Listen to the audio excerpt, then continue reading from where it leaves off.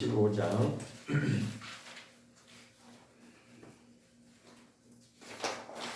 출애굽기 15장 1절부터 18절까지 좀 길지만 같이 읽겠습니다. 출애굽기 15장 1절부터 18절까지 읽겠습니다. 시작. 이때 모세와 이스라엘 자손이 이 노래로 여호와께 노래하니 일렀으되 내가 여호와를 찬송하리니 그는 높고 영화로우시며 말과 그 탄자를 바다에 던졌음이로다. 여호와는 나의 힘이요 노래시며 나의 구원이시로다. 그는 나의 하나님이시니 내가 그를 찬송할 것이요 내 아비의 하나님이시니 내가 그를 높이리로다. 여호와는 용사시니 여호와는 그의 이름이시로다. 그가 바로의 병거와 그 군대를 바다에 던지시니 그 택한 장관이 홍해에 잠겼고 큰 물이 그들을 덮으니 그들이 돌처럼 깊음에 내려도다. 여호와여 주의 오른손이 권능으로 영광을 나타내시니이다. 여호와여 주의 오른손이 원수를 부수시나이다. 주께서 주의 큰 의용으로 주를 거스리는 자를 엎으시니이다. 주께서 진노를 바라시니 그 진노가 그들을 조개같이 사르니이다. 주의 콧김에 물이 쌓이되 파도가 언덕같이 일어서고 큰 물이 바다 가운데 엉기니라. 대적의 말이 내가 쫓아 미쳐 한꺼번을 다누리라. 내가 그들로 인하여 내 마음을 채우리라. 내가 내 칼을 빼리니 내 손이 그들을 멸하리라 하였으나 주께서 주의 바람을 일으키시니 바다가 그들을 덮으니 그들이 흉흉한 물의 납같이 잠겼나이다. 여호와여 심중에 주와 같은 자 누구니까? 주와 같이 거룩함에 영광스러우며 찬송할 만한 위엄이 있으며 기이한 일을 하는 자 누구니까? 주께서 오른손을 드신즉 땅이 그들을 삼켰나이다. 주께서 그 구속하신 백성을 은혜로 인도하시되 주의 힘으로 그들을 주의 성결한 처소에 들어가게 하시나이다. 열방이 듣고 떨며 블레셋 거민이 두려움에 잡히며 에돔 방백이 놀라고 모압 영혼이 떨림에 잡히며 가나안 거민이 다 낙담하나이다. 놀람과 두려움이 그들에게 미치니 주의 팔이 금을 인하여 그들이 돌같이 고요하여 싸우되 여호와여 주의 백성이 통과하기까지 곧 주의 사신 백성이 통과하기까지 되었나이다. 주께서 백성을 인도하사 그들을 주의 기업의 산에 심으시리이다. 여호와여 이는 주의 처소를 삼으시려고 예비하신 것이라. 주여 이것이 주의 손으로 세우신 성소로서이다. 여호와의 다스리심이 영원 무궁하시도다 하였더라. 아멘. 오늘 말씀에 나눌 주제는 구원의 목적이라는 말씀을 증거하고자 합니다. 우리는 신앙의 목적을 분명히 할 필요가 있습니다. 그것은 다른 어디에 있는 것이 아니라 성경에 그 답이 분명하게 있습니다. 하나님은 우리를 부르신 목적을 분명히 말씀하고 있습니다. 자, 한마디로 말씀을 드리자면 하나님의 구원의 목적은 거룩입니다. 우리를 거룩하게 하시려고 우리를 구원하셨다라고 성경은 말씀하고 있습니다. 대부분은 예수를 믿고 축복받는 것을 많이 기대를 합니다. 물론 그것도 필요하죠. 그러나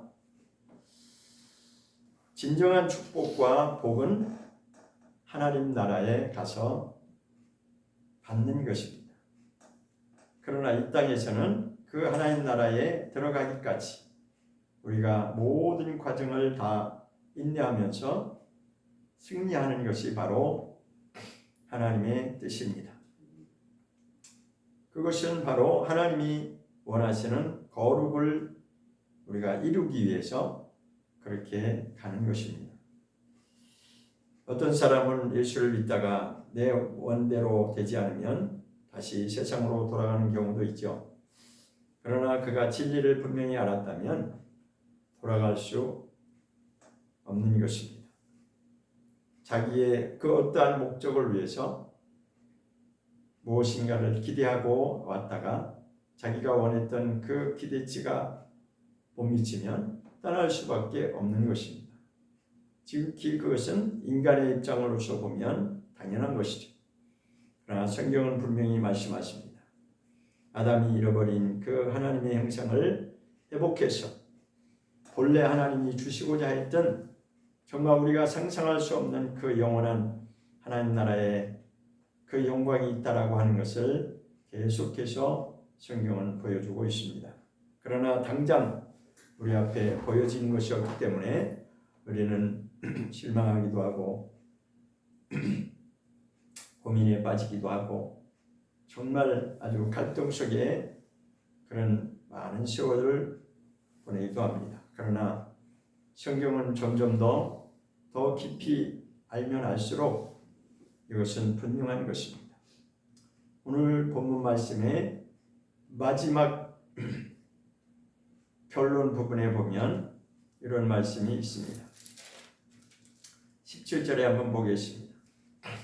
출애굽기 15장 17절 다시 한번 읽어보겠습니다. 시작. 주께서 백성을 인도하사 그들을 주의 기업의 산에 심으시리이다. 여호와여 이는 주의 처소를 삼으시려고 예비하신 것이라. 주여 이것이 주의 손으로 세우신 성소로소이다 했습니다.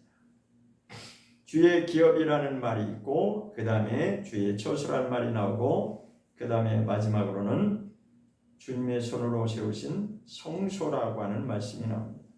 기업이라고 하는 말과 처소라고 하는 말과 성소라고 하는 이 모든 공통점이 하나님의 거룩하심을 이루려고 하는 본래의 하나님 뜻을 말씀하고 있는 것입니다. 자, 출애굽기 15장 말씀은 모세가 이제 홍해 바다를 건넌 후에 출애굽한 후에 하나님을 찬양하는, 하나님을 높이며 찬양하는 그 내용입니다.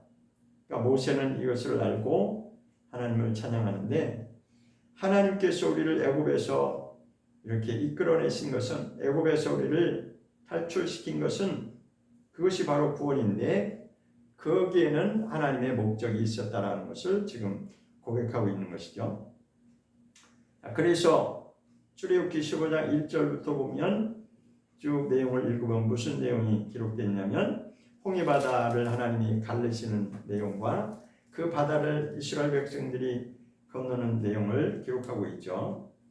그 내용을 쭉 기록한 다음에 하나님을 찬양하는 내용이 나옵니다. 11절을 보겠습니다. 출애굽기 15장 11절 시작. 여호와여 신중에 주와 같은 자 누구니까? 주와 같이 거룩함에 영광스러우며 찬송할 만한 위엄이 있으며 기이한 일을 행하는 자가 누구이니까?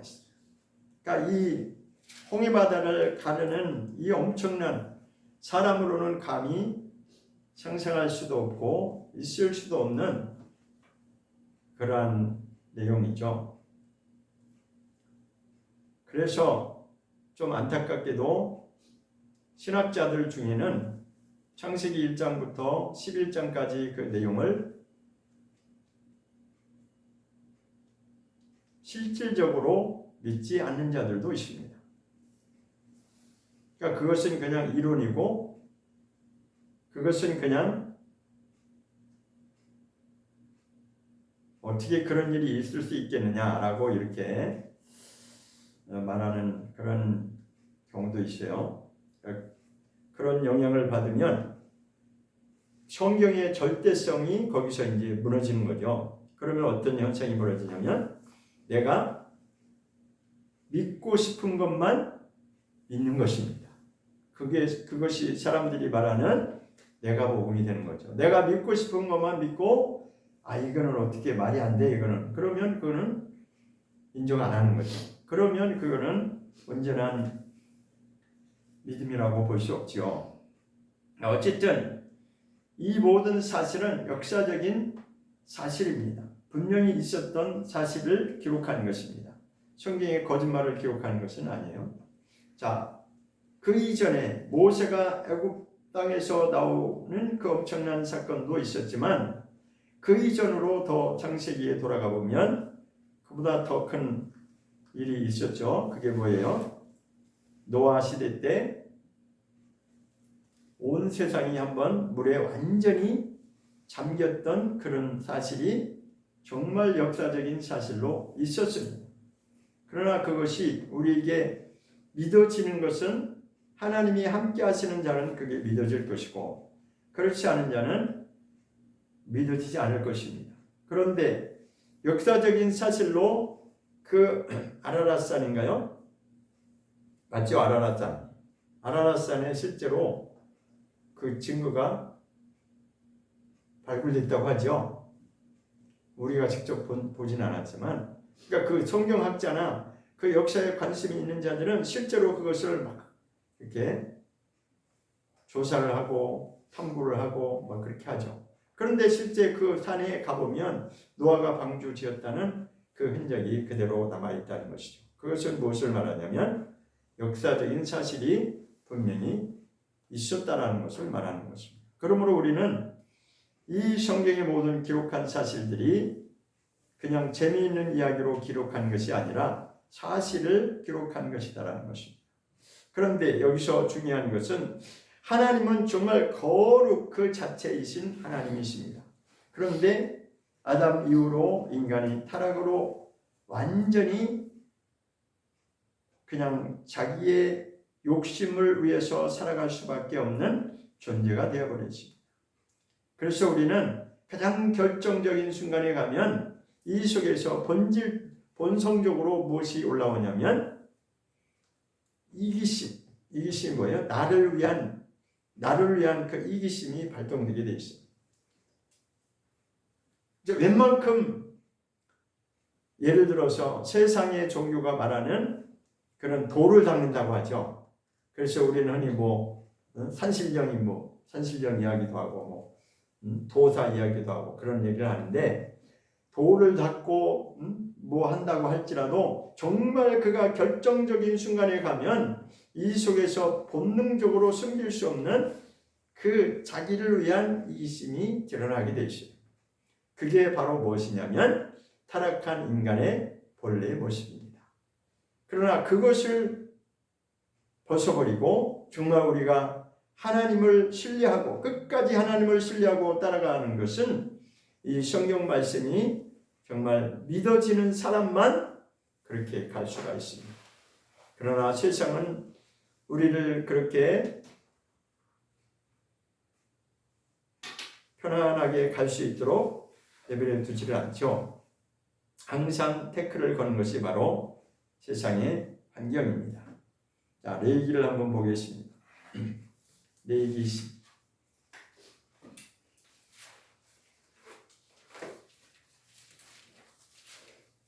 18장에 보겠습니다. 레위기 18장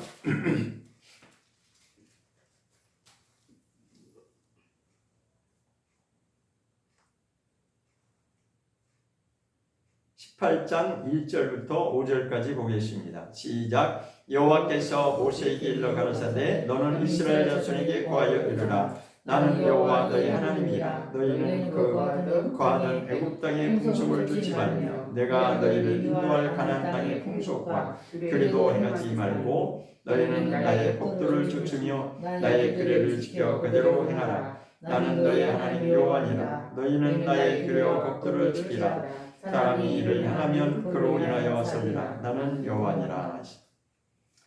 하나님께서 모세에게 지금 당부하는 말씀이 이스라엘 백성들에게 이렇게 이르라는 것입니다.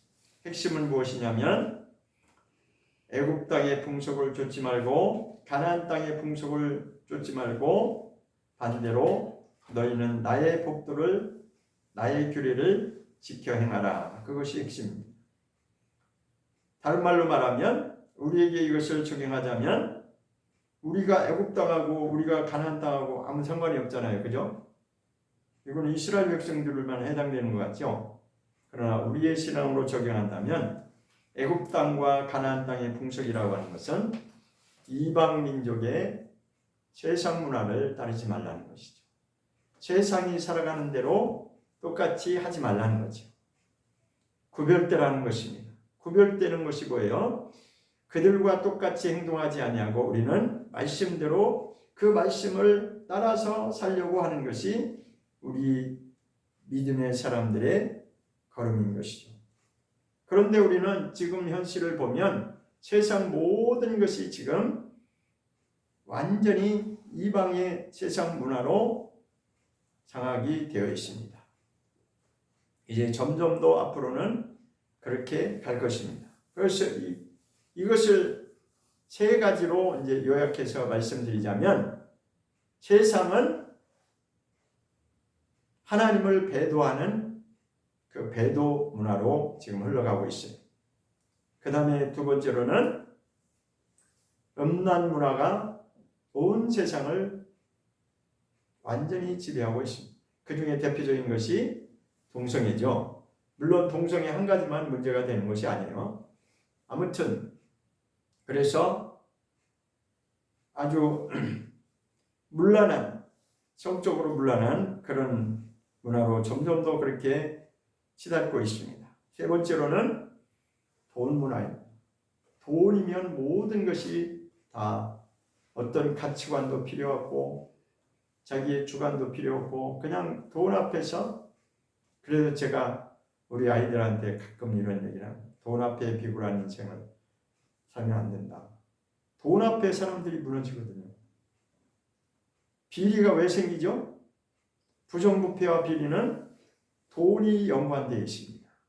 돈 때문에 나라도 팔아먹고, 그러니까 가치 기준이 없는 거예요. 그냥 자기 앞에 돈이 주어지면 그 돈 앞에서 그냥 모든 것이 다 덮어버리는 것이에요. 그래서 지금 점점 더 앞으로는 이 하나님을 배신하는 배도 문화와 음란 문화와 돈 문화로 지금 그렇게 치닫게 되어 있습니다. 그러한 상황 속에서 우리는 이것을 다 극복하고 말씀으로 우리는 돌아가야 되는 그런 사명이 우리에게 있습니다. 그래서 레위기 11장 45절에 보겠습니다. 레위기 11장 45절입니다.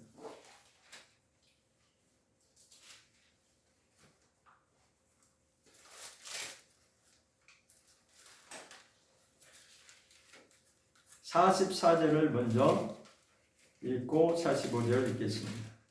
44절과 45절 읽겠습니다. 시작. 나는 여호와 너희 하나님이라. 내가 거룩하니 너희도 몸을 구별하여 거룩하게 하고 땅에 기름바 기어다니는 것으로 인하여 스스로 더럽히지 말라. 45절. 나는 너희의 하나님이 되려고 너희를 애굽 땅에서 인도하여 낸 여호와라. 내가 거룩하니 너희도 거룩할지어다 했습니다. 자, 여기서 우리가 자세히 주의해 볼 것은 44절의 말씀은 스스로 더럽히지 말라. 자기 자신을 스스로 더럽히지 말라. 그렇게 말씀하고, 45절에는 그 반대로 하나님이 원하시는 거룩한 자가 되라 라고 하는 것이 핵심입니다. 그런데 여기서 보면 45절에 나는, 이제 하나님을 지칭하는 거죠. 여호와 하나님, 나는 너희의 하나님이 되려고 라고 하는 말씀이 있습니다.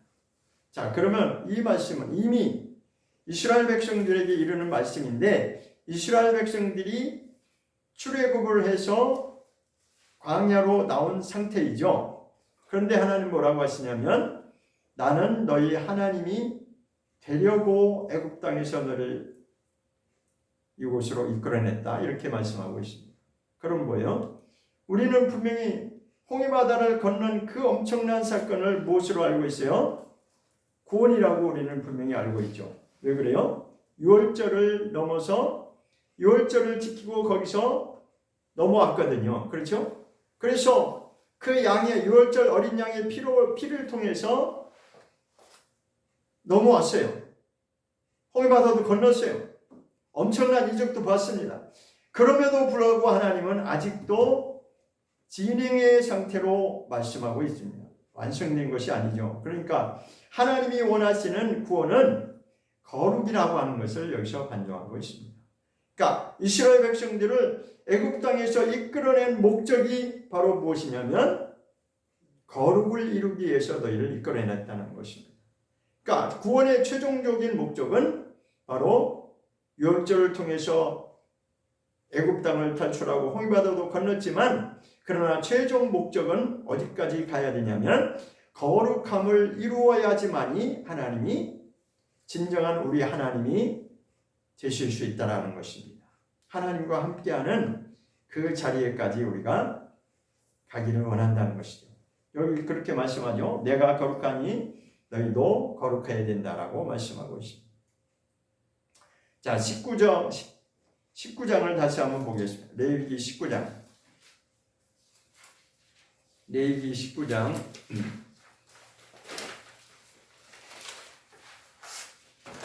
레위기 19장 2절을 보겠습니다. 시작. 너는 이스라엘 자손의 온 회중에게 구하여 이르라. 너희는 거룩하니라. 거룩하라. 나 여호와 너희 하나님이 거룩함이니라 했습니다. 그러니까 우리에게 너희는 거룩해라, 거룩해져라. 그것이 내가 원하는 것이다. 하나님이 말씀하시는 거예요. 그러면서 뒤편에 내가 거룩하니까 너희도 거룩해야 된다. 이렇게 항상 단서를 달죠. 그러니까 하나님이 우리에게 거룩을 요구하시는 이유가 있습니다. 하나님은 정말 거룩하신 분이기 때문에 너희가 나와 함께 하려면 너희도 거룩한 자가 되어야 된다는 것입니다. 그럼 거룩이 무엇이냐? 세상의 방식대로 우리가 살지 아니하고 세상의 물결을 거부하고 그것을 단호히 거부하면서 우리가 하나님 말씀대로 살아가는 것입니다. 그런데 이 세상은 우리를 그렇게 살도록 그렇게 도와주지 않죠. 철저하게 그것을 방해하려고 하죠. 그것이 원수가 하는 일이죠. 그러니까 이 두 줄기가 성경에 기록된 거예요. 사단이 역사하는 것은 우리를 지옥으로 끌고 가려고 끝까지 우리를 방해하는 것이고, 하나님의 뜻은 어떻게 하면 우리를 구원해서 하나님 나라로 이끄시려고 하는 그것이 맥입니다. 그렇기 때문에 우리의 삶은 영적 전투가 피할 수가 없는 것입니다. 근데 우리는 안일하게 예수 믿고 내가 축복받는다 라고 하는 그런 안일한 개념으로 살다 보면 내가 예수 믿는데도 뭔가 내 원대로 안 된다. 그러면 떠날 수밖에 없는 거죠. 그죠? 천국이 목적이 아니라 내가 원하는 그 무엇이 목적이기 때문에 그게 사람들이 좋아하는 거예요. 축복이죠. 축복. 그래서 제가 성경을 읽으면서 또 한 번 내가 깨달은 것은 하나님이 복받으라고 하시는 그것이 결정적으로 결론은 뭐냐면 그게 복이라고 하는 개념이 무엇이냐면 구원하고 연결이 되는 것입니다. 그러니까 하나님이 성경에서 기록한 복에 관한 것은 구원을 말하는 것입니다. 그게 진정한 복이에요.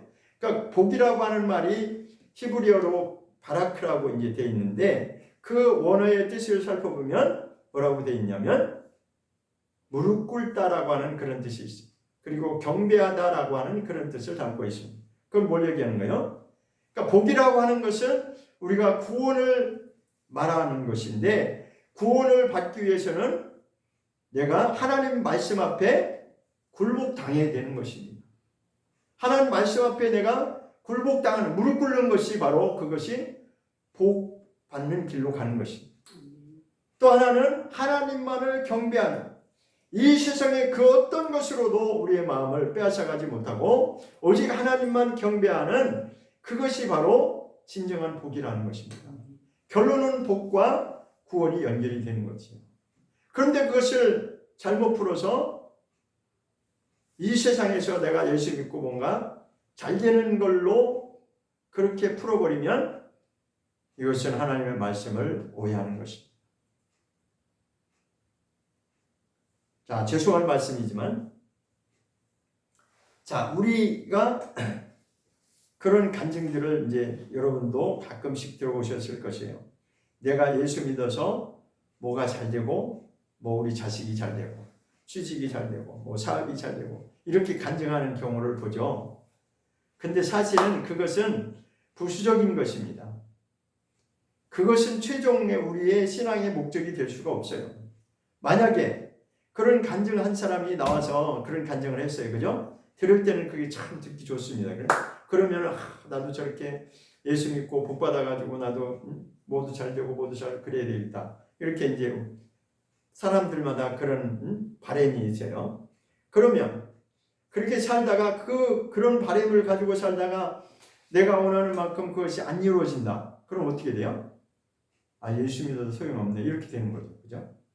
그러니까 그것은 물론 그것이 잘못된 것이 아니라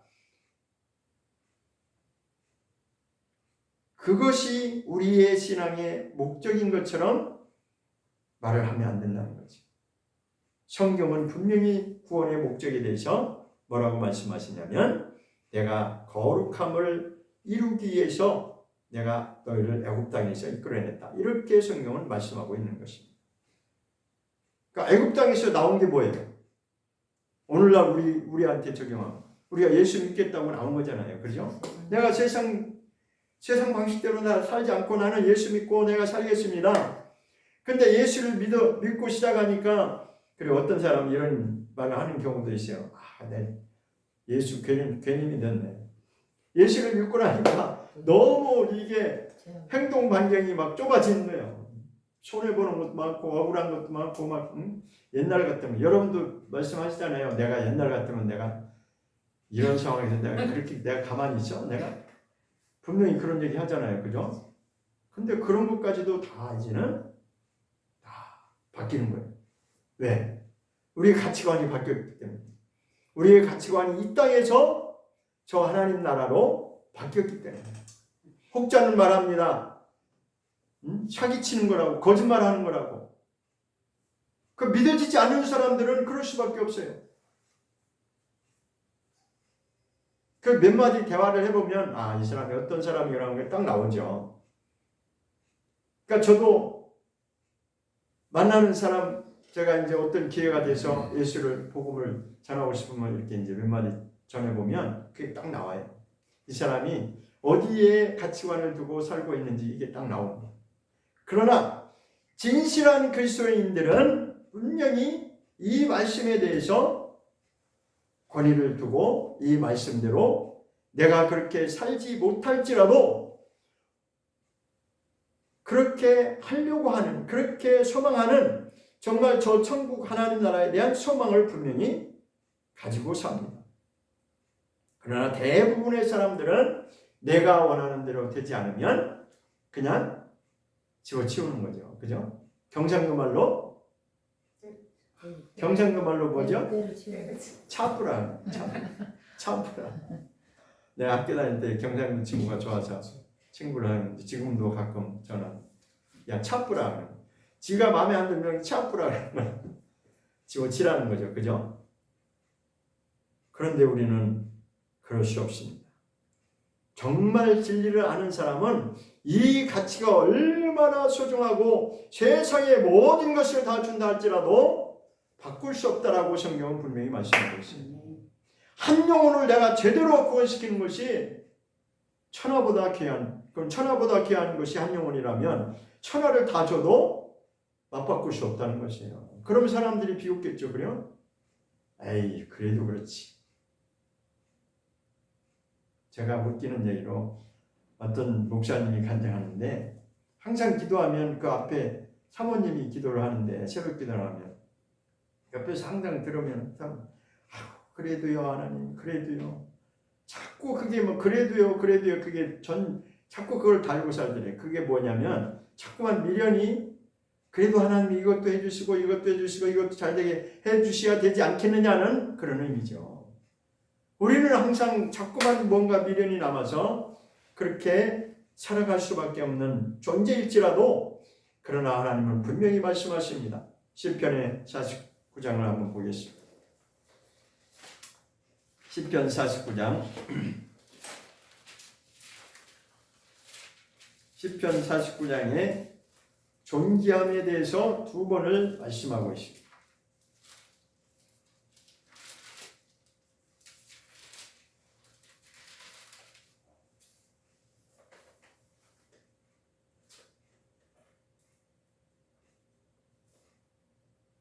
(12절을) 한번 보겠습니다. 12절과 20절을 보겠습니다. 12절을 읽고 12절 시작. 사람은 존귀하나 장구치 못하며 멸망하는 짐승 같도다. 이 말씀 무슨 말씀이에요? 사람은 존귀한 존재다. 그렇지만 장구치 못하라는 건 이 땅에서 영원히 살 수 없다. 그냥 나그네 같은 인생일 뿐이다. 그 얘기하는 거예요. 그런데 하나님은 사람을 존귀한 존재라는 거예요.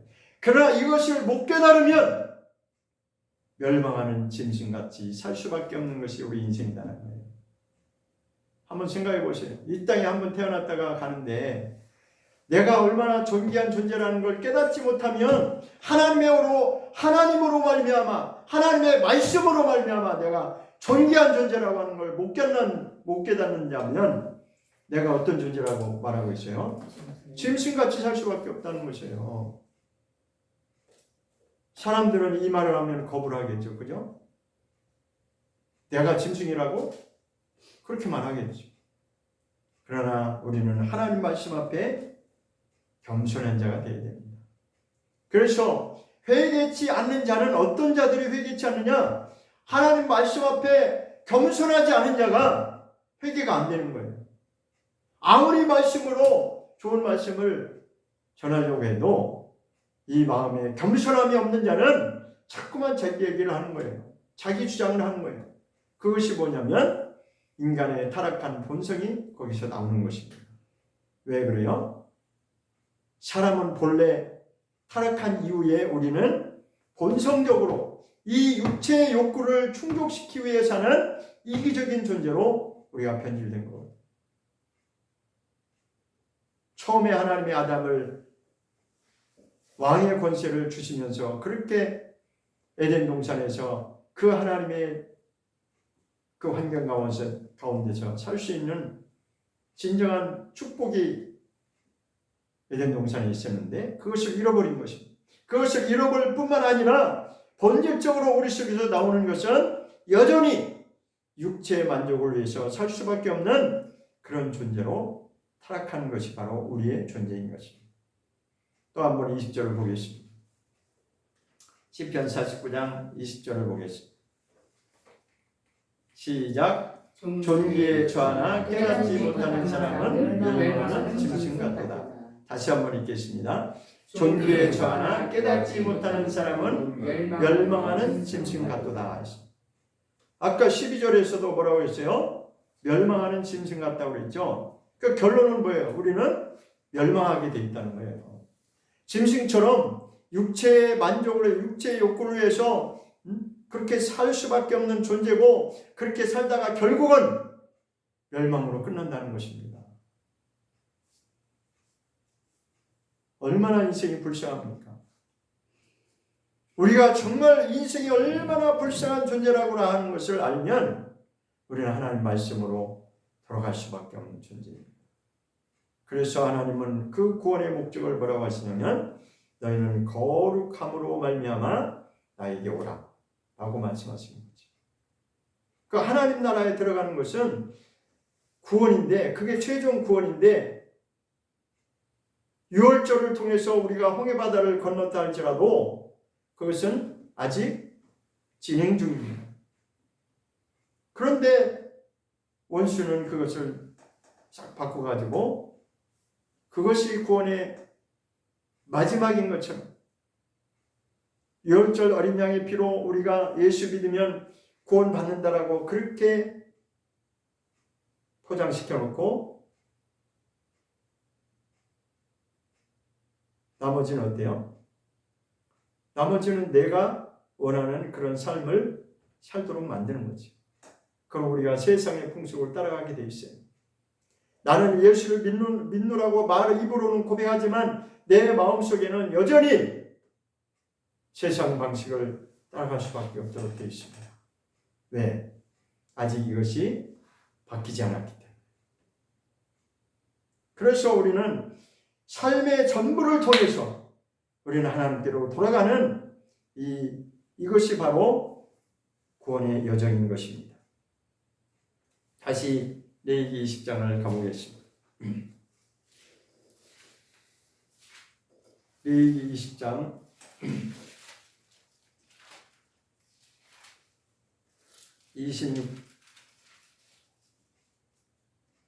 7절을 보고 26절을 보겠습니다. 레위기 20장 7절을 보겠습니다.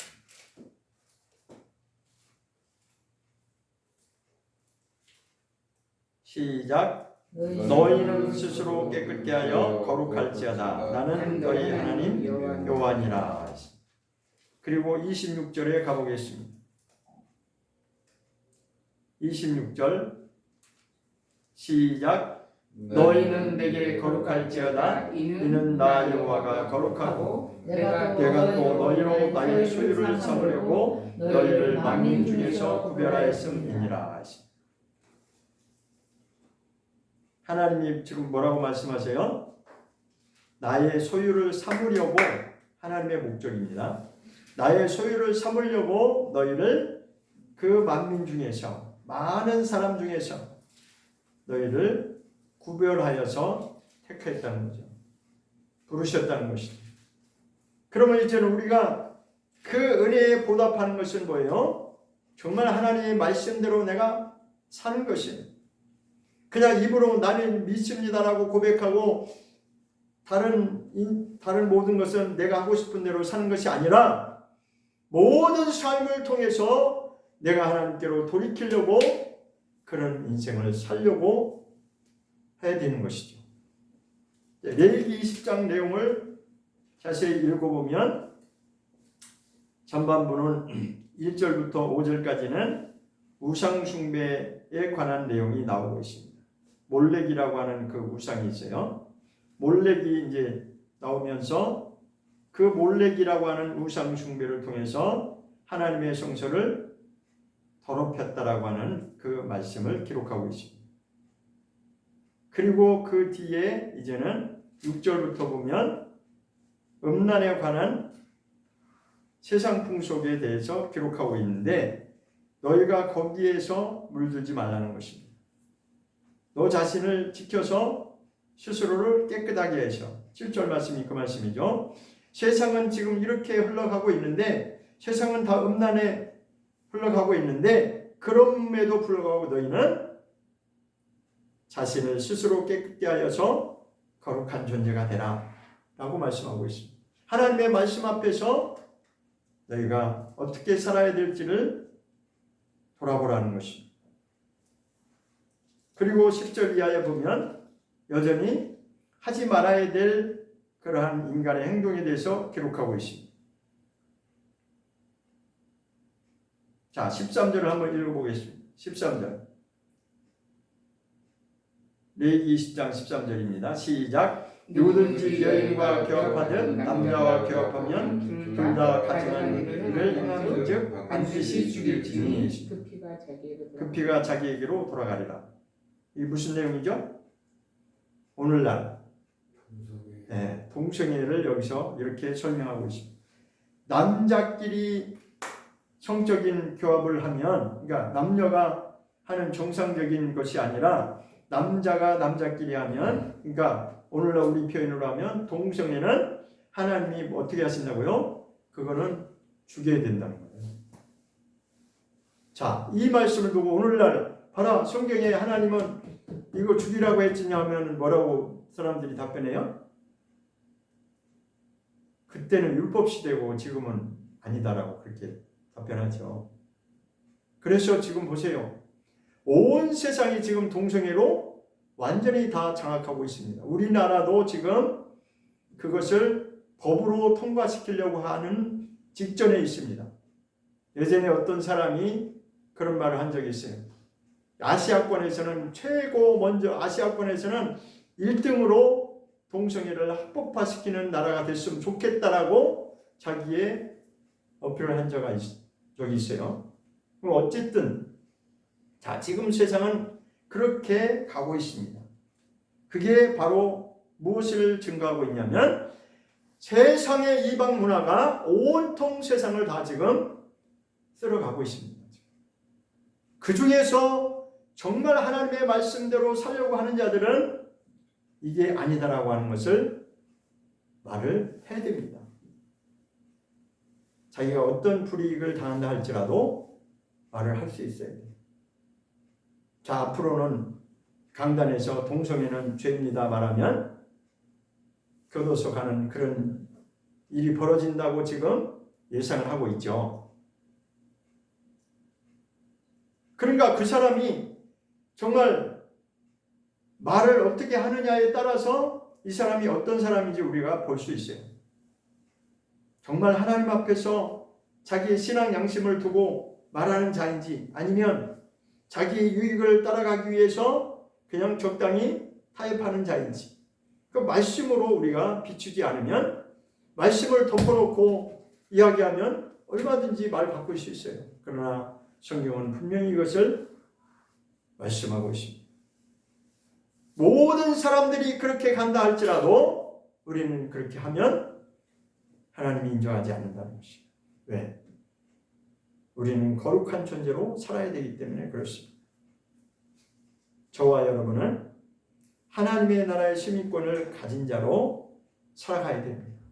비록 우리 육체는 이 땅에서 더불어 살고 있지만 그럼에도 불구하고 모든 조건들을 우리가 다 벗어버리고 내가 하나님의 나라를 가는데 초점을 맞춰야 됩니다. 민수기를 한번 보겠습니다. 민수기 20장 12절입니다.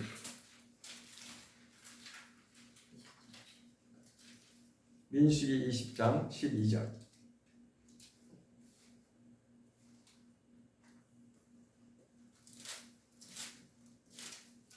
민수기 20장 12절을 보겠습니다.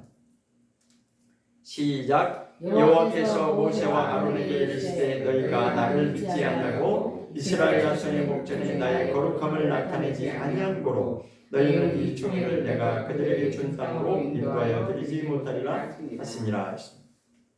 자, 여러분은 잘 아시듯이 모세가 얼마나 큰 일을 했어요. 그죠? 그 이스라엘 몇백만 명 되는 이스라엘 백성들을 애굽에서 탈출시켜서 가나안 그 약속의 땅에 이끌어 들이려고 그 모진 수고를 다하고 고생을 했는데 모세가 약속의 땅에 들어갔어요? 못 들어갔어요? 그런데 거기까지는 알고 있죠. 그죠? 못 들어.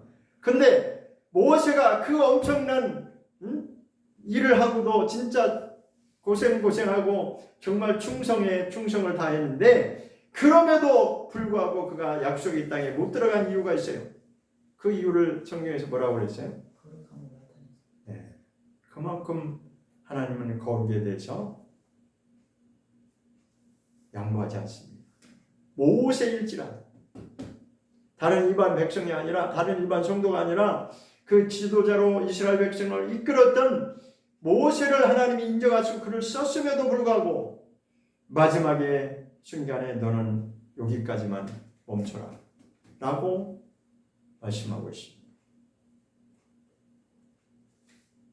첫 번째는 믿지 않았다는 거예요. 그러니까 하나님의 말씀으로 믿지 않았다는 거예요. 분명히 하나님이 명을 하고 있거든요. 그죠? 그러니까 첫 번째는 반석을 치는 사건이 있었고 두 번째는 반석을 명하는 사건이 있었는데 첫 번째는 지팡이를 들어 치니까 반석에서 물이 나왔어요. 그런데 두 번째는 하나님이 똑같이 지난번처럼 반석으로 지팡이로 치라고 하지 않고 이번에는 명령하라고 했어요. 그런데 모세가 그 순간에 무슨 감동이 들어와서 그런지 무슨 생각이 딴 생각을 했는지 아니면 하나님 말씀을 거역한 건지 모르지만 어쨌든 지난번에 했던 그것을 경험 삼아서 똑같이 반석을 치니까 하나님이 너는 나를 믿지 않는 거야. 이렇게 되는 거야. 이 순간에 너는 나를 못 믿은 거야. 내가 분명히 말을 지난번에는 지팡이로 치라고 했지만 그때는 말 잘 들었죠. 그죠? 100% 순종을 했는데 이번에는 명령을 해서 반석아 물을 내라라고 이렇게 명하라고 했는데 그렇게 안 했다는 거예요. 자, 한번 그것을 설명한 10절부터 한번 읽어보죠. 10절과 10절 11절 한번 보죠. 시작. 모세와 아론이 총회를 그 반석 앞에 모으고 모세가 그들에게 이르되 패역한 너희여 들으라. 우리가 너희를 위하여 이 반석에서 물을 내랴 하고 그 손을 들어 지팡이로 반석을 두 번 치매 물이 많이 솟아나므로 회중과 그들의 짐승이 마시니라. 자, 이 말씀을 자세히 보면 모세가 왜 그랬는지 이유가 조금 느껴지죠. 그죠? 10절에 보면 이제 총회를 그 반석 앞에 모으고, 총회라고 하는 것은 이스라엘 백성들의 그 회중을 말하는 거죠. 그러니까 이스라엘 백성들이 다 보고 있는 그 앞에서 모세가 그 이스라엘 백성들에게 뭐라고 말했냐면 패역한 너희여 들으라. 우리가 너희를 위하여 이 반석에서 물을 내랴. 여기서 감정이 들어간 거예요. 감정이 들어간 거예요. 그러니까 모세가 백성들이 하도 말을 안 들으니까 마음에 불만이 있었던 거예요. 그게 여기서 표출되는 거예요. 이 패역한 백성들아, 그러니까 하나님의 말을 정말 우리 사람의 말대로 하면 정말 하나님의 이적을 그렇게 많이 보고도 너희가 그렇게 말을 안 들을 수 있느냐? 그런 불만이 모세에게 있었던 거예요. 그러니까 속상한 마음에 이 패역한 이스라엘 백성들아, 너희를 위해서 이 반석에서 물을 내랴? 그러면서 감정으로 지팡이를 친 거예요. 그러니까 감정이 들어가니까 이렇게 잘못된 행동이 나오죠. 그죠? 저도 이 마음을 충분히 이해합니다. 속상할 때 그게 나오잖아요. 저는 뭐 안 그렇겠어요? 저는 이걸 이해한다니까요. 아, 모세가 오죽했으면은 이제 그냥 세상 말로 오직 열받았으면은 이렇게 했어요. 그죠? 그렇지만 그럼에도 하나님은 너는 가나안 땅 못 들어가. 네가 내 백성 앞에서 이스라엘 백성 앞에서 하나님이 어떠한 분이신지를 보여줘야 되는데, 하나님의 거룩하신 분임을 나타내 보여줘야 되는데 내 말을 믿지 않냐고 내 말을 순종하지 않았다는 거예요. 네 감정대로 했다는 거예요. 그런데 물이 나왔어요, 안 나왔어요? 여기 있잖아요. 반석에서 물을 내려 하고서 그 손을 들어 지팡이로 반석을 두 번 치니까 어떻게 했다고요? 물이 많이 나와요. 그것도 많이, 아주 그 이스라엘 백성들이 먹을 만큼 충분한 양의 많은 양이 나왔다는 거예요. 짐승까지 다 마셨다고 여기 나오고 있잖아요. 그죠? 사람뿐만 아니라 짐승까지 다 마셨. 자, 그럼 하나님은 어떤 하나님이세요? 그 백성들을 어쨌든 하나님이 불쌍히 여기셔서 그 백성들을 다 먹이시는 거죠. 그죠? 육체로는 다 먹이는 것입니다. 우리가 이것을 알아야 돼요. 시편에 보면 이런 말씀이 있습니다. 절 좀 보세요. 시편에 보면 이런 말씀이 있습니다. 충격적인 말씀이 있습니다. 우리가 막 기도할 때 하나님 나 이거 해주세요. 하나님 나 이거 필요하니까 하나님 해주세요. 막 기도할 때 하나님이 거기에 응답하십니다. 응답을 하시는데 그게 하나님의 뜻은 아닙니다. 그러니까 하나님은 그를 불쌍히 여기사 그가 요구하는 것은 들어주실지라도 반대로 뭐라고 되어 있냐면 그 영혼에 대해서는 하나님이 인정하지 못한다. 그런 말씀을 하셨어요. 제가 풀어 설명하는데 영혼은 점점 더 황폐해진다는 거예요. 그 뭘 얘기하는 거죠?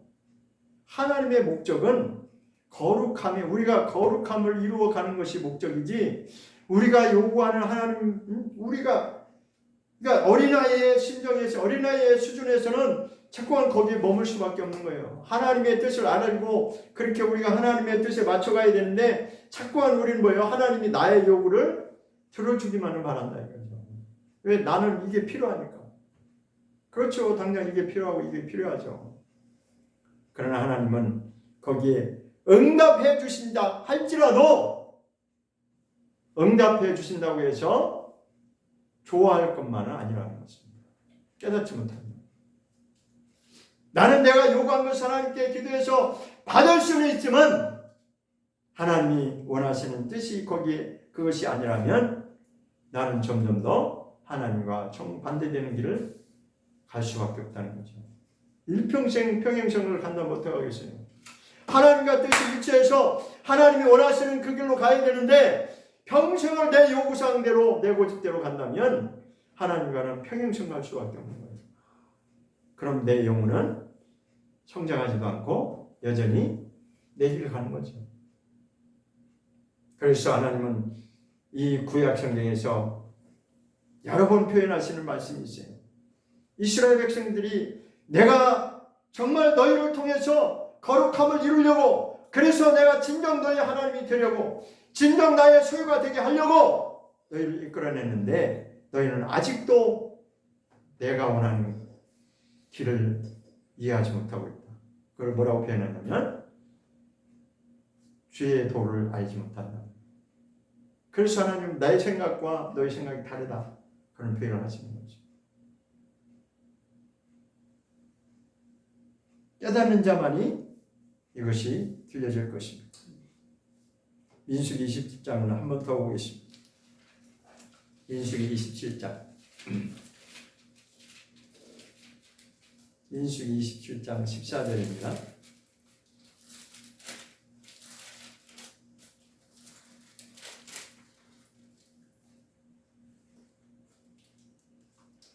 민수기 27장 14절입니다.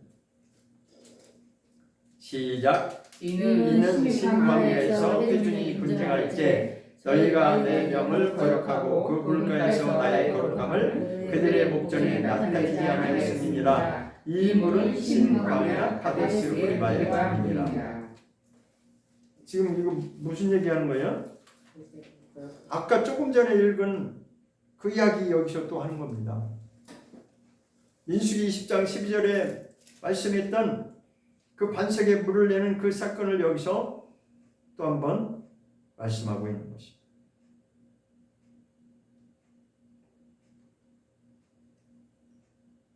자, 12절을 한번 보겠습니다.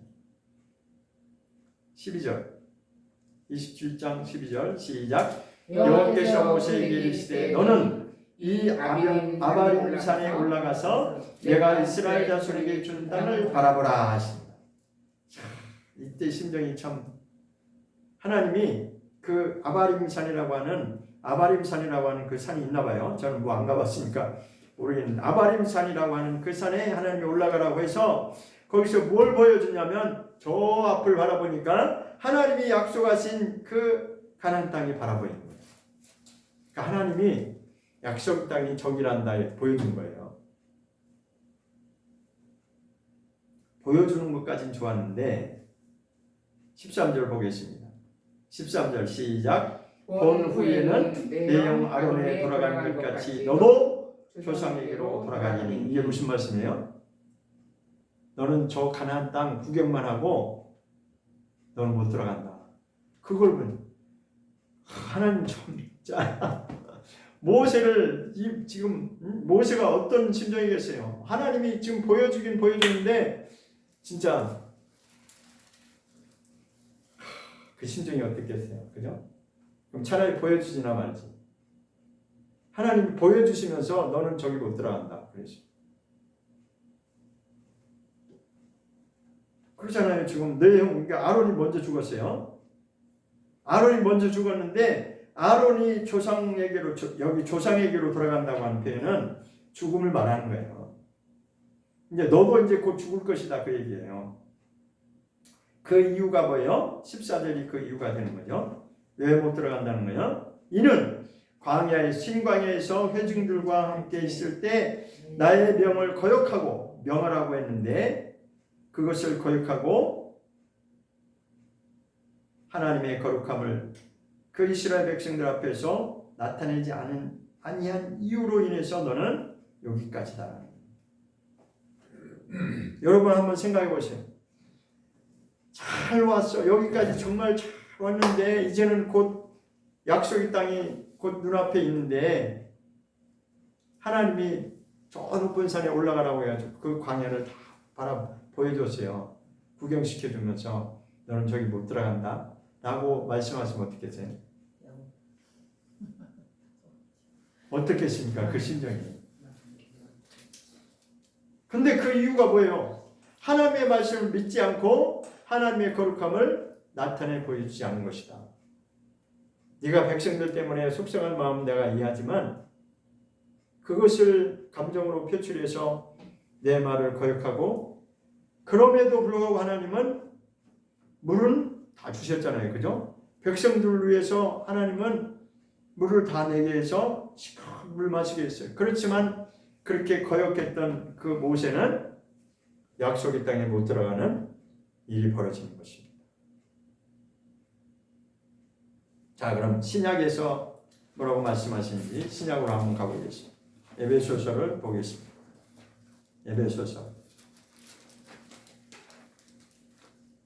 에베소서 1장을 보겠습니다.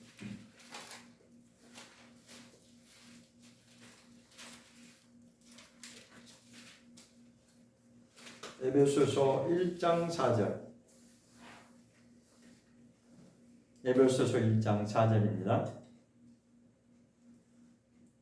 시작. 곧 창세전에 그리스도 안에서 우리를 택하사 우리로 사랑하면서 그 앞에 거룩하고 흠이 없게 하시려고. 자, 여기도 우리를 택하신 목적을 말하고 있습니다. 다른 말로 하면 구원의 목적을 말하는 거죠. 그렇죠? 하나님이 우리를 왜 구원하셨냐? 왜 이스라엘 백성들을 애굽에서 탈출시켰냐? 왜 하나님이 홍해 바다를 가르는 거 이적을 보여주시면서 그들을 이끌어내셨냐? 그것은 바로 여기도 기록한 것처럼 그것은 본래 창세전부터 하나님의 뜻이 있었는데 그것은 바로 우리를 하나님 앞에서 거룩하고 흠이 없게 하시는 것이 목적이 된다는 것입니다. 하나님이 이루고자 하시는 뜻은 분명합니다. 그냥 단순히 홍해바다를 건너해서 우리는 고맙다 그게 아니고 그러니까 광야에서 나오니까 그 다음에 이스라엘 백성들이 힘든 세월을 보냈잖아요. 광야가 얼마나 힘듭니까? 근데 우리도 똑같아요. 우리가 예수 믿겠습니다. 내가 이제는 예수 믿고 살겠습니다 라고 하는 나오는 그 순간부터 고난이 시작될 수도 있어요.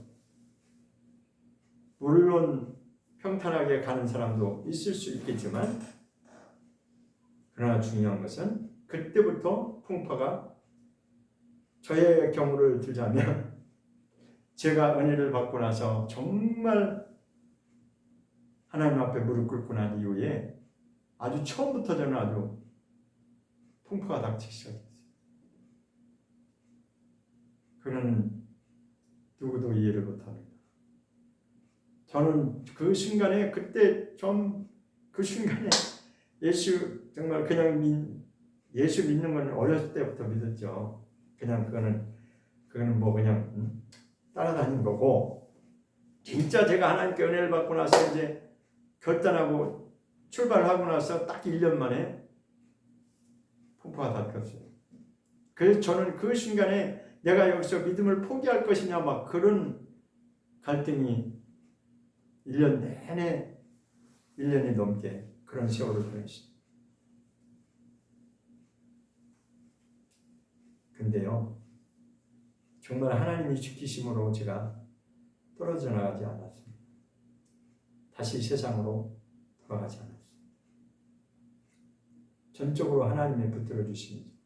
왜? 저는 제가 하나님께 항변하면서 하나님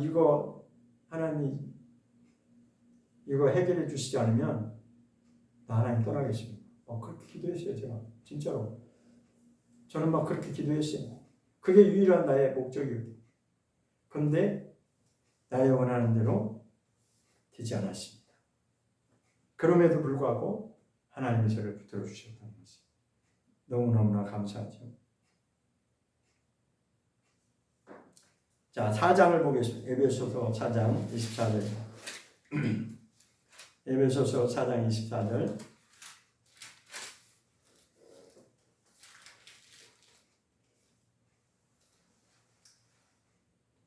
시작. 하나님을 따라 의와 진리의 거룩함으로 지으심을 받은 새 사람을 입으라. 중요한 말씀이세요. 지으심이라는 말이 나옵니다. 지으심. 자, 지으심이라고 하는 다른 말로 하면 창조를 말하는 것입니다. 그래서 혹자는 이것을 재창조라고 말하는 것입니다. 재창조. 그러니까 하나님이 우리를 아담으로 지으신 것도 하나님이 창조하심이지만 정말 우리가 영으로 거듭나서 하나님이 약속하신 천국에 들어가기까지는 새롭게 하나님이 우리를 빚으셔서 우리를 새롭게 지으신다는 그런 개념이 있는 것입니다. 그러니까 신약이라고 하는 것은 바로 그런 개념에서 거듭남이라고 하는 표현으로 표현을 하죠. 그러니까 진정한 거듭남은 뭐예요? 거룩함으로 나아가는 것입니다. 내가 예수 믿고 고백하는 것, 그것은 6월절 어린 양의 피로 내가 통과하는 것이고 출발하는 것이지 그것으로 인해서 내가 거룩함을 이루었다라고 말할 수는 없는 것입니다. 근데 마귀는 그것을 교묘하게 바꿔서 너 예수 믿으니까 천국 갈 수 있다라고 그렇게 말할 수 있겠죠. 그것이 바로 자유주의 신학에서 나온 가짜 만드는 그것입니다. 오늘날 현대인들이 지금 거기에 많이 취해 있어요. 나는 예수 믿으니까 난 천국 갈 거야. 우리의 최종 목표가 뭡니까? 하나님 나라에 들어가는 거잖아요. 그러나 하나님은 우리에게 그 거룩한 하나님이 거하시는 처소를 이루는 것이 목적이라고 성경은 말씀하고 있습니다. 아까 본문 말씀 출애굽기 15장에서도 잠깐 언급한 적이 있죠. 자, 그러면 보겠습니다. 에베소서 5장을 보겠습니다.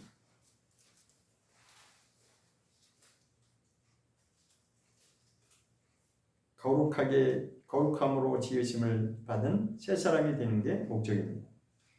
5장 26절입니다. 에베소서 5장 26절, 26절, 27절입니다.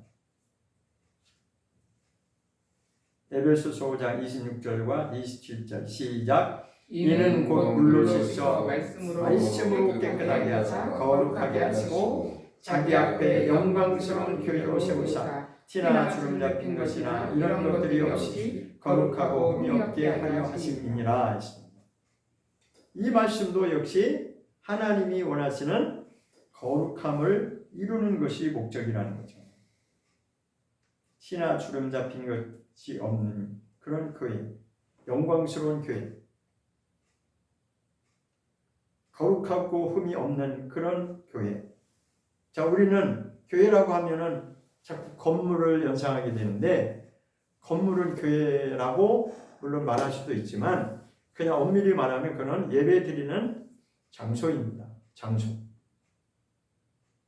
자, 구약의 개념하고 연결시켜서 구약은 성소와 성막이 있으니까 신약은 교회다 이렇게 이제 그걸 연결시키기도 하는데 거기서 우리가 분명히 알아야 되는 것은 구약의 때도 성막이나 성전이나 솔로몬이 그 아름다운 성전을 너무나 멋지게 졌는데 나중에 어떻게 되세요? 사람들이 바뀌지 않고 본질이 안 바뀌니까 어떻게 되세요? 그 성전 다 하나님이 헐어버렸잖아요. 그걸 아셔야 됩니다. 성전을 멋지게 진 것이 그게 교회가 아닙니다. 그것도 교회라고 말할 수는 있지만 본질은 아니라는 것이. 본질은 뭐예요? 교회라고 하는 본질은 뭐예요? 사람입니다. 사람. 사람이 그런 회중이 거룩한 존재들이 모여서 그리스도의 몸을 세워가는 것, 이것이 진정한 교회를 이루는 것입니다. 저와 여러분이 이 건물 안에 있는 이 건물 안에 들어와 예배 드리고 있지만 하나님이 원하시는 것은 본질에 있는 것이지 이 겉에 있는 이 건물에 있는 것이 아니에요. 여기서 사람이 빠져나가면 이 건물은 다른 것으로 얼마든지 바뀔 수 있어요. 여러분 아시죠? 유럽교회가 그 예배당 옛날에 그 유럽풍의 그 고딕 양식이라고 하나요? 그 옛날의 교회 거기에 얼마나 투자를 해가지고 대단히 멋진 교회를 많이 줬잖아요. 그죠? 근데 그 다음에 어떤 일이 벌어졌어요? 이 사람의 본질이 안 바뀌니까 믿음에서 떠나고 사람들이 떠나고 하니까 그 건물이 어떻게 됐어요? 다 다른 건물로 다 팔려버리잖아요. 하나님이 원하시는 진정한 교회는 우리 사람이 진정한 교회를 세우는 것입니다. 개인 플레이해갖고 각자 나는 내가 알아서 할까 그게 아니고 공동체를 이루어서 정말 하나님이 원하시는 그리스도의 몸된 교회 공동체를 이루어가는 것이 바로 하나님의 거룩을 순종하는 것이다. 영광스러운 교회는 그것이 바로 영광스러운 교회입니다. 그런데 아까 시편에 뭐라고 했어요? 우리가 우리 자신이 얼마나 존귀한 존재인지를 그거를 못 깨달으면 완전히 짐승과 같은 수준으로 타락하여 버릴 수밖에 없다는 거예요. 그렇잖아요. 우리 현실을 한번 보세요. 사람들이 얼마나 악하고 얼마나 하나님 앞에서 악하고 얼마나 사람들 앞에서도 상식 밖의 그런 일들을 정말 거침없이 하잖아요. 왜 그래요? 그 타락한 본성이 나오기 때문에 그런 겁니다. 그 속에서 무엇 때문에? 자기 유익을 위해서. 내가 이것이 이기냐 이것이 이기냐 그 유익을 따라가다 보면 사람들은 다 무너질 수밖에 없어요. 돈 때문에, 명예 때문에, 권력 때문에.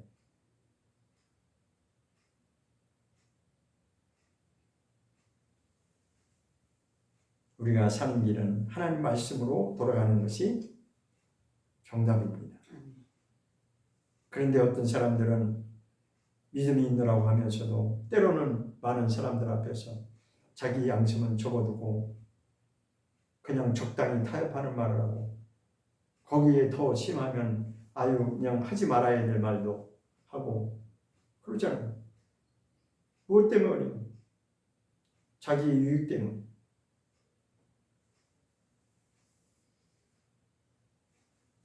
에베소서 5장의 이 아내와 남편 이야기는 그리스도의 몸된 교회를 세우기 위한 하나의 훈련으로 지금 말씀하시는 것입니다. 여자는 여자 나름대로의 그 훈련을 통해서 받는 그것이 남자는 남자대로 그 훈련을 통해서 통과해야 될 그것이 있는 것입니다. 그런데 핵심은 그 남녀 간의 그 관계가 핵심이 아니에요. 사실은 22절부터 한번 보겠습니다. 22절부터 시작. 아내들이여 자기 남편에게 복종하기를 주게 하였다. 이는 남편이 아내의 머리되니 그리스도께서 그의 머리됨과 같으니 그가 진 몸의 구두시니라. 자, 아내들한테 남편에게 복종해라. 그런데 어떻게 하라고 그랬어요? 죽게 하듯 하라는 것입니다. 그게 바로 훈련이거든요. 여성의 입장에서는 남편에게 복종하는 훈련이 필요한데 그게 죽게 하듯 해야 된다는 것입니다. 이것은 분명한 하나의 목적이기 때문에 무엇 때문에 그것이 훈련이 필요하냐면 그리스도께서 교회의 머리됨과 같이 교회가 나오죠. 그러니까 그리스도와 교회의 관계를 설명하는 겁니다. 지금 그리스도는 남편의 역할을 하는 것이고 교회는 아내의 역할을 하는 것인데 그것을 세워가기 위해서 지금 아내들에게 남편들에게 각각 맡겨주신 하나님의 훈련이 있는 것입니다. 그러니까 이거 본질을 빼놓고 우리가 본질을 빼놓고 하다 보면 되지 않습니다. 자, 우리가 여러분 잘 아시듯이 결혼 추례 때 이런 말씀들을 많이 인용을 하잖아요. 그죠? 그러니까 그거는 겉도는 거예요. 그냥 행복하게 잘 사세요. 그러니까 사람의 기준에서는 행복하게 잘 살게 하기 위해서 그 말씀을 전하는 거예요. 그러나 그건 본질이 아닙니다. 성경은 본질이 뭐라고 그래요? 그리스도와 교회의 관계다. 그것을 이루기 위해서, 그리스도의 영광스러운 교회를 세우기 위해서 이것이 필요하다는 것입니다. 그래서 남편들은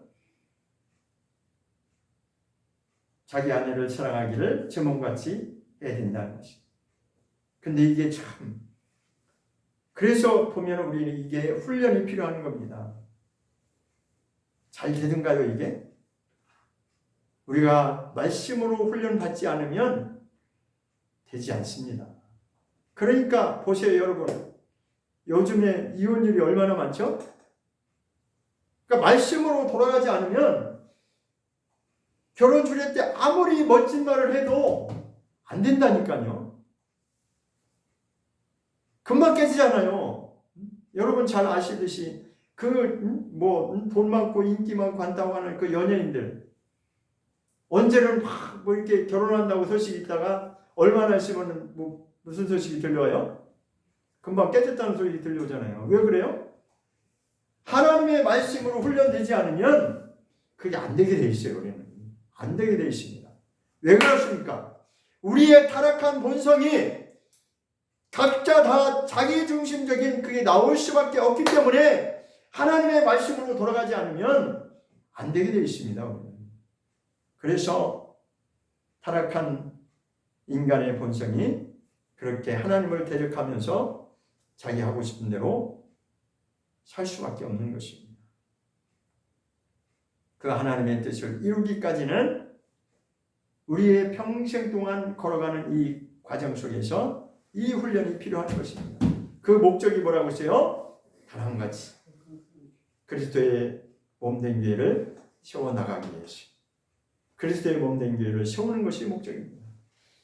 그것이 이루어져야지만이 바로 하나님 나라에 들어갈 수가 있다라고 하는 것을 성경은 분명히 말씀하고자 하는 것입니다. 기도하겠습니다.